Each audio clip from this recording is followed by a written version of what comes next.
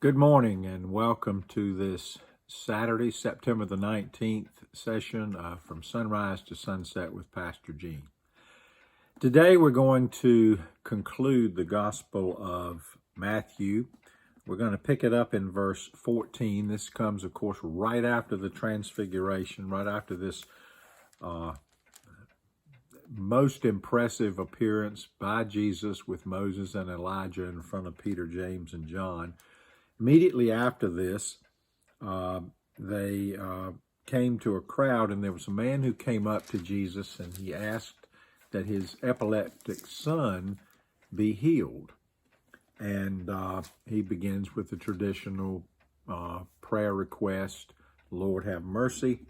And, of course, that is, again, another connection to the Jewish faith. And he comes up to Jesus and says, I took my son to your disciples and they couldn't cure him. So now he's bringing him to Jesus, and Jesus answers kind of like the answer he gives to that Canaanite woman. I mean, he's, when he said even the dog, it can't give things to the dogs. Well, now he says to this man, you faithless and perverse generation, how much longer must I be with you? How much longer must I put up with you? Bring him here to me.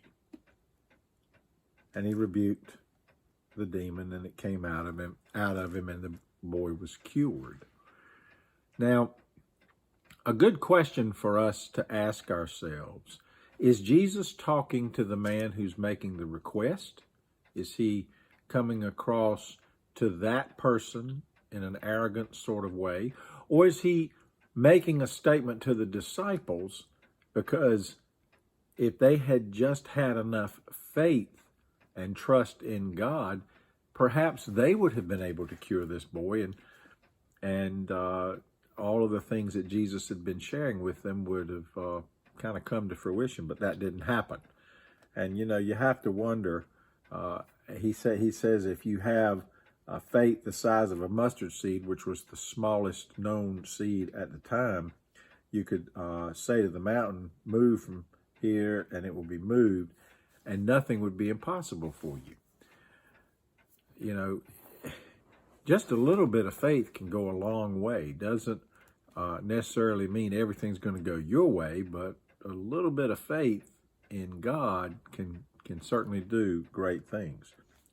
The next few verses, Jesus foretells his death and resurrection in verses 22 and 23.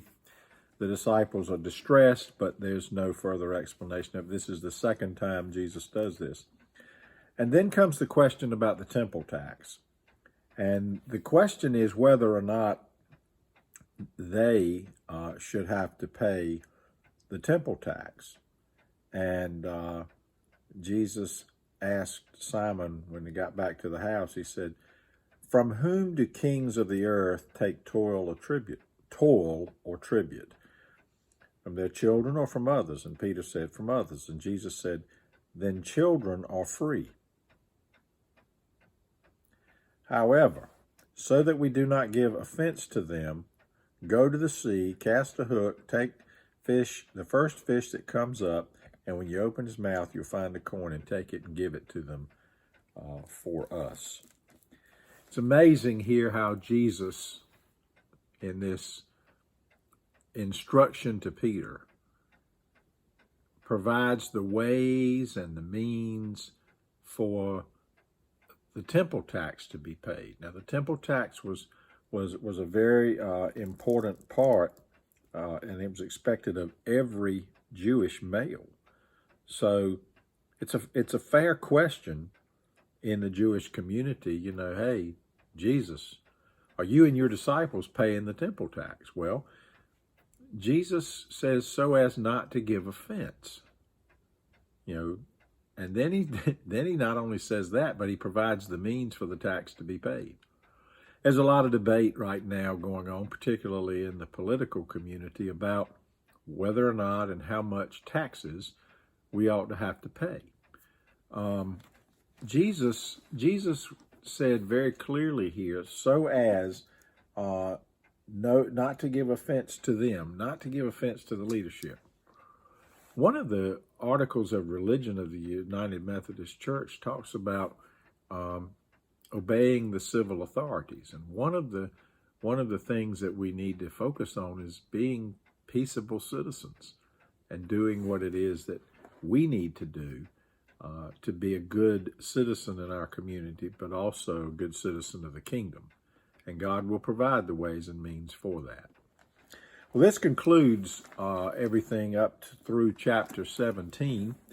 And I hope it's been a blessing for you this week. Tomorrow I'm going to be going Old Testament on everybody, preaching a passage from Exodus that was a very fun sermon for me to write, and I hope it will be received well as we continue our virtual worship and prepare for the reopening of the church. But until then, know that I'll keep you in my prayers and ask that you do the same for me, and that we make that a practice from sunrise to sunset.